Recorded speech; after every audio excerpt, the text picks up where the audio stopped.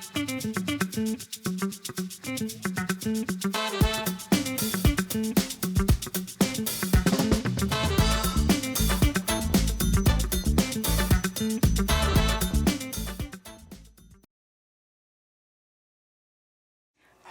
to GSJ Speaks, where we shine a light on how the GSJ Family Life Center is transforming our communities. I am Shelia Owens, Executive Director of the Center. Today, I'm excited to turn over the interview reins of this episode to Ahmad Sanders. Ahmad will act as our interviewer, as I will be the interviewee. Today, we will highlight 2025 by revisiting programs, activities, and partnerships, while also taking a look forward to 2026, where we will discuss new, exciting program initiatives that we're planning. We'll also show a few pictures of our activities throughout the show. I'm really excited to share. And so now a bit of background information on our guest interviewer. Ahmad is the founder of PassionIt Filmz and the creator of the podcast Smooth Sailing with AJ Sands, the podcast for Generation X. I think I got that right. Ahmad holds a master's degree in nonprofit management from Spertus University and a certificate from the Illinois Media School. So I'm thanking him for joining me today and doing this. Thank you so much for joining us. Of course, and thank you for even thinking of me, and I'm being a part of all of this thing, all the things that's going on over there. Well, you do have expertise with your podcast, and then also your love of media, which you've shared many times with me. Mm-hmm. And then I do watch the podcast every Monday. Mm-hmm. I think it's 5 to 7, if I'm not mistaken. So if you guys want to listen in, you can listen in. Right. Yeah, but thank you for joining us. I appreciate it. Absolutely. Thank you again. So you're doing so many things over there at GSJ, so over there in the Austin community, just doing the do over there for the community and the neighborhood. So let's talk about, the number of people you serve, children's, families. Let's talk about that. So I have my notes here, which I'm glad I brought because it's a lot of information to share. But 200 unduplicated participants we served, and we call our people participants. But 200 unduplicated were served in 2025. Really excited about that. That included youth, children, youth, and adults, and some young adults. I was really excited as I see 2025 as my first real year. I've been there since March of 2024, but I see 2025 as like my breakout year for programming and things of that nature. So we served 200 plus unduplicated. We also held over 100 classes, workshops, and enrichment sessions. 100 classes? Over 100, yeah. Oh, wow. Based on the programming that we have. I counted just because I know we have to do our annual report this year. For last year. So, over 100 classes, workshops, and enrichment activities. Then also, a lot of that included our entrepreneurship in our Austin Incubator Kitchen, which I have a real passion for. It is our for-profit end. But what we're doing there is we are inviting chefs and caterers who are interested in starting their own food industry business to come to us to get training, to get certified, and then to launch that business. Definitely later in the year, I'll talk a little bit more about what we're doing. But what our biggest challenge was in 2025 was actually getting people to come and use the kitchen because it is a for-profit. It carries a lot of the program weight. And so I was happy that we have now three food entrepreneurs that are consistently using the kitchen. Okay, that's nice. In 2025, we also generated $2,200 worth of revenue.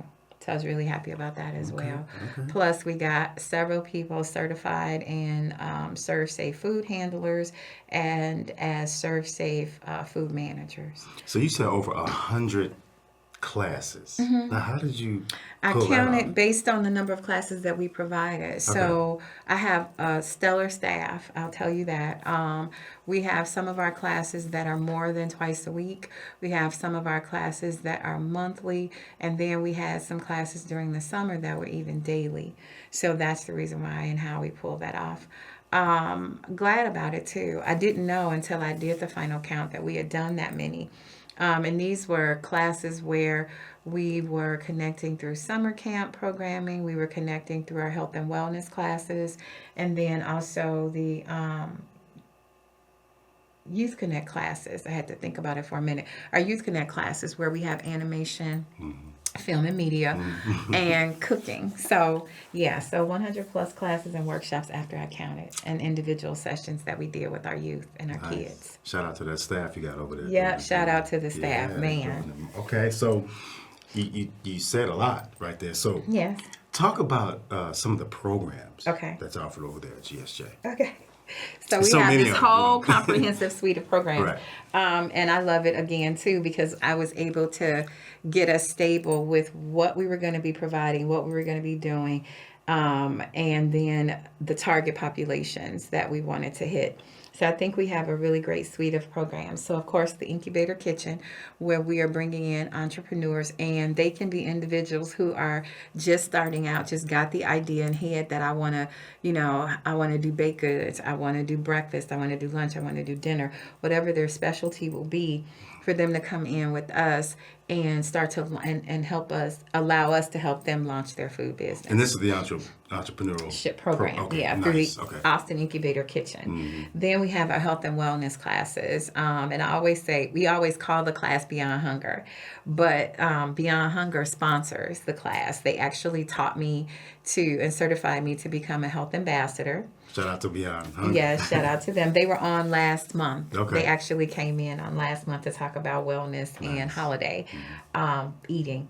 And so with that, they fund us. And so what they do is they provide funding for us to provide nutritious meals during those classes. And we talk about disease, we talk about disease prevention, and we talk about health goals, things that most adults don't necessarily do, but they should. Our most recent class, we talked about making resolutions, and not just resolutions, but health lifestyle changes for the year. And it was a really great class. So Eating right, exercising, and things of that nature. Meditation could be part of that. Okay. Anything that they deem something that they believe is for their betterment, either their health or their mental wellness. So we have that class. Then we had something called Healing Circles. And Healing Circles was about bringing people together to talk about the atrocities of discrimination and prejudice that most people have experienced, that a lot of our communities still deal with, and how it has affected our communities. So people really talked out their pain, different experiences that they'd had in their lives. We had a lot of seniors that were there, and they talked about Okay. they talked about the experiences that they had in the 60s and the 70s and the 80s. It was a really, really great talk.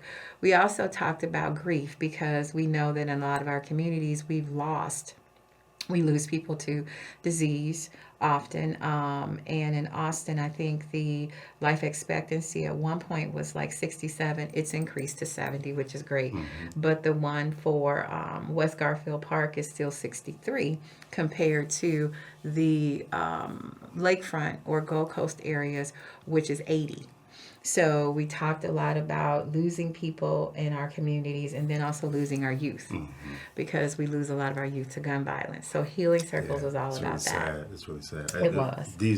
One of the things that's people should is come up with these particular programs. A lot of people say there's no programs out there, but it's plenty. Yeah, plenty of programs, and the state of Illinois is actually funding through third-party entities. And so there actually was a Healing Circles grant that was put out, if I'm not mistaken, in December. And I know that people went up for it. There was a lot of talk throughout 2025 about Healing Circles and what people were doing around the state. And I was happy that we were able to do our little small program in Austin and have people join it and talk about it. So that was Healing Circles. Our Austin Kids Cook classes, I always smile because I love the kids. You do. Yeah, I do. I love kids. We talked about, we brought kids in, and we hired and contracted a chef who came in and did different dishes, appetizers, main dishes. The class still goes on, but we had several classes in 2025. We were doing it monthly, and then we started doing it with the field school, and now we do that weekly. So that's another aspect of the health and wellness as well, because we're trying to teach kids not just how to cook, but also how to cook healthy meals. Yeah, do they learn weights and measures and knife skills Yes, and things they like learn that? knife skills, they learn weights and measures, and then they learn Temperatures. safety in the kitchen. They learn how to use the stoves and the different appliances and things of that nature. So, yeah, they're learning a lot in that class. You gotta know how to move in that kitchen. Yeah, For sure. especially with the kids, because a lot of them have a love for cooking, and we want that to transition to home. So if we're teaching them how to cook at school, we're hoping that they're going home and they're doing the same thing with their parents. Can you So, cook? Sheila? yes, I You can. Okay. Very well. What's your specialty? Turnip greens, Turnip greens. and macaroni and cheese Nice, are okay. my specialty. All right. Normally I only make it around Thanksgiving and holidays, but turnip greens and macaroni and cheese are my specialty. I got My some son skills. would say something Okay. different. My son would say different, but I'll let him talk about That that. you if cook ever good he should. or- that I do, that I cook Okay. really well, but he Okay. probably says that there are other dishes that he likes that I do Okay. cook. Okay. I got some skills. I'm glad with that. I wonder, but do you really? I do. Yeah. Okay, what's I one of your enjoy it. dishes? I consider myself a breakfast specialist. Okay, all right. And so what's one of your breakfast items that you think are really great? My omelets are good. Omelets. Yeah, Okay, they are what to die kind? for. It just depends. Veggie for sure, right? I'm not gonna get into how, but that's But veggies are yeah, specialty. that's my specialty. Veggie My pancakes omelet. are. Okay. My pancakes are. Do you talk about this on your show? Sometimes I do. You yeah. do? You talk about your skills? Right, but it's not about me. It's about you today.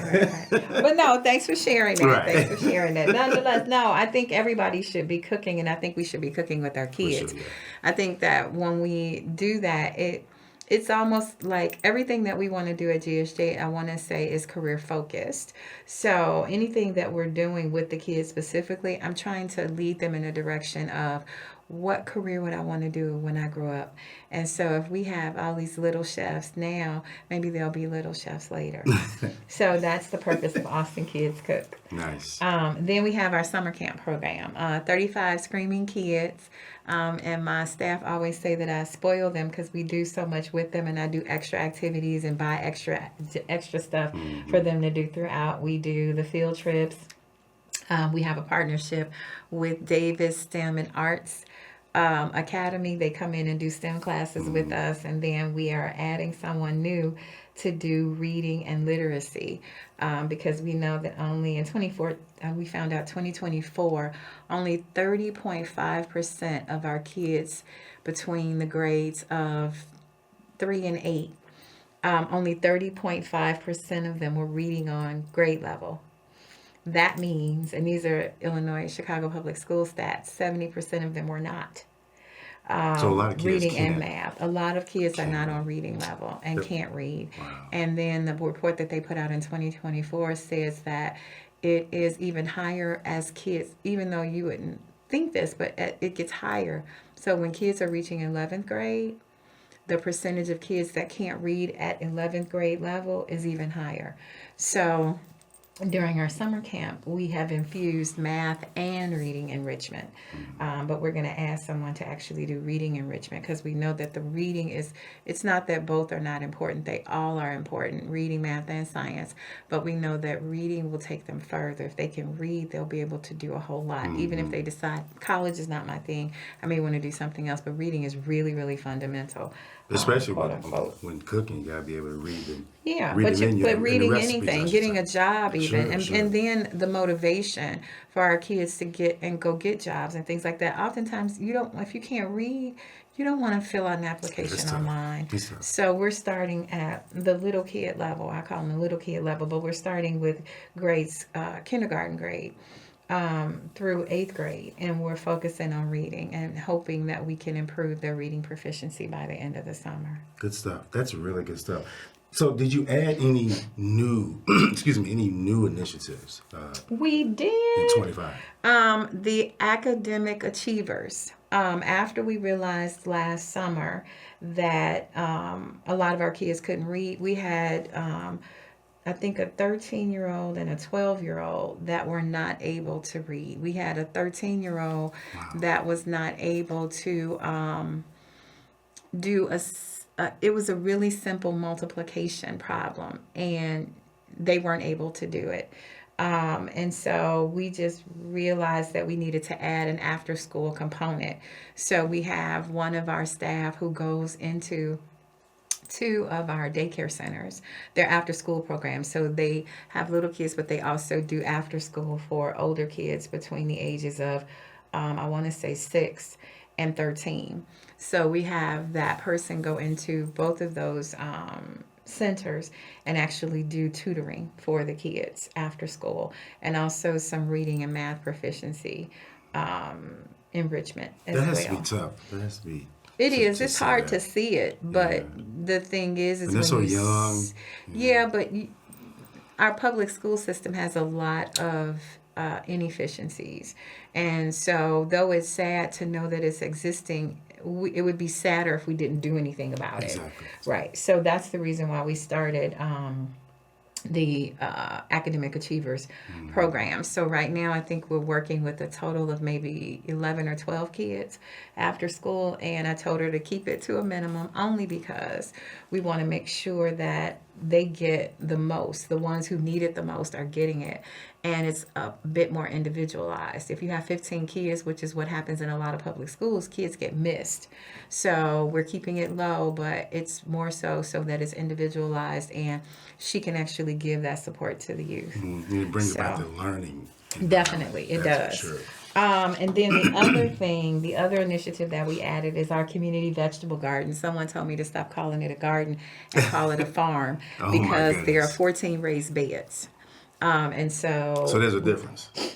What in the garden? Well, a garden is something I guess people would have in their backyards. Okay, yeah. But we have a whole plot of land with 14 raised beds. For sure, farm. The beds are 4 by 8, so they're 8 feet long, 4 feet wide, and there are 10 of those. And then we have 4 by 4s, so 4 feet wide, either side.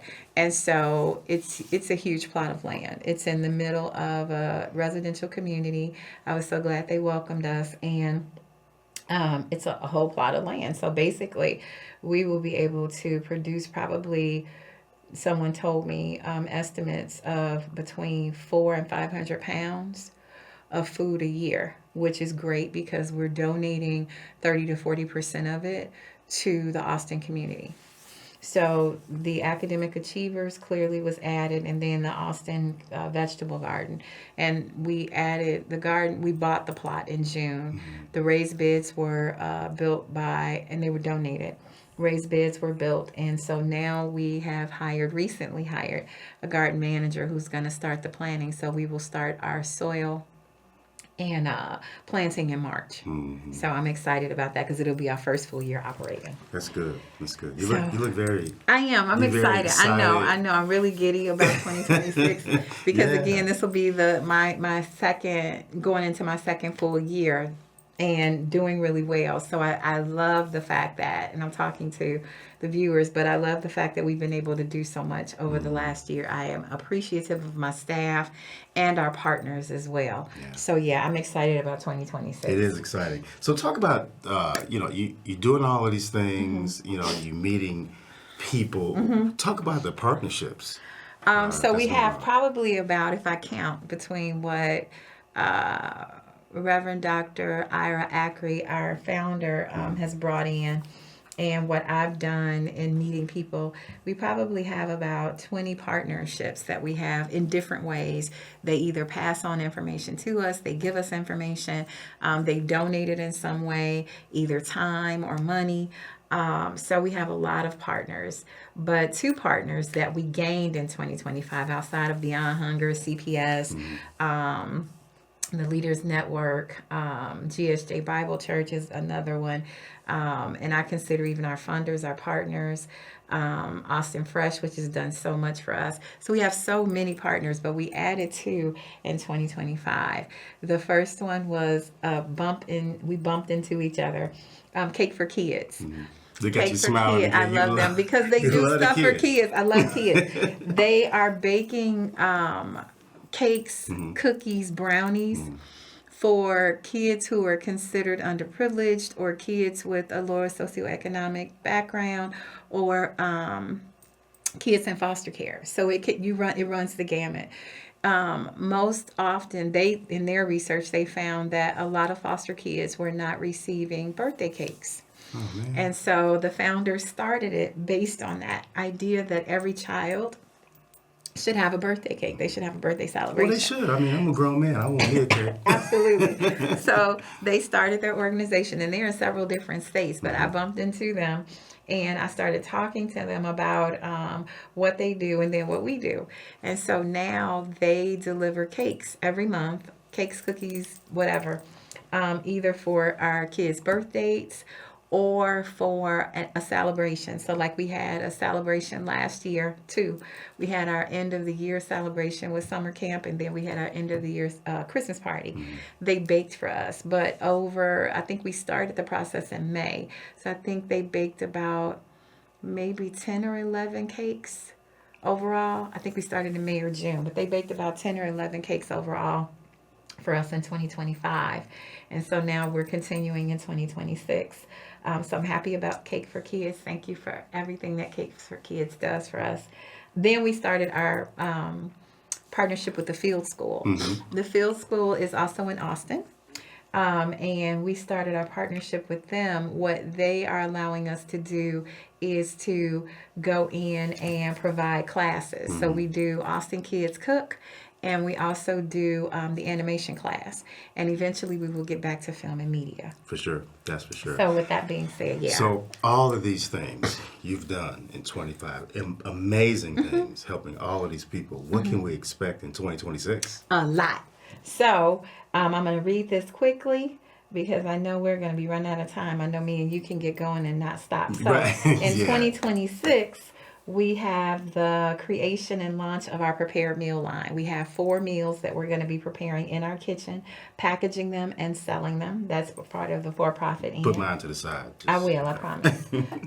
You'll be helping us do tastings. Oh, okay. Got it. Good. So then we have the development of our publishing of our community cookbook.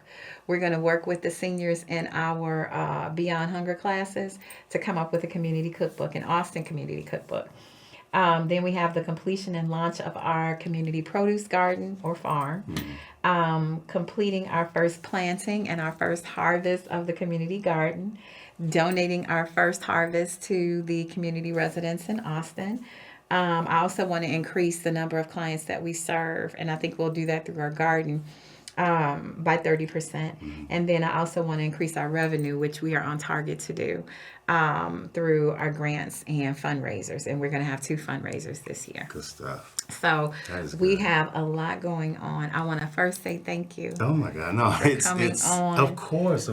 This is what you do, and you told me that several times. Oh yeah. And thank you for doing it so well. It felt like a conversation, and not an interview. So I appreciate you. No problem. Thank you for having me and me being involved. I'm appreciative as well. Did you want to say anything about AJ Sands, the podcast? Well, yeah, it's Smooth Selling with AJ Sands, the show for Generation X, every Monday night, 5 to 7, right there on YouTube. You can see the link on my bio on all social media platforms, or at least 2, for sure. And thank you so much. Of course, thank you. Good show too. Good show. Good topics. Thank you. So as we wrap up today's conversation, we want to celebrate GSJ's 2025 successes and thank all of our participants, all of my staff, and our partners for your support. We're filled with anticipation for 2026 and all of the new endeavors that I listed.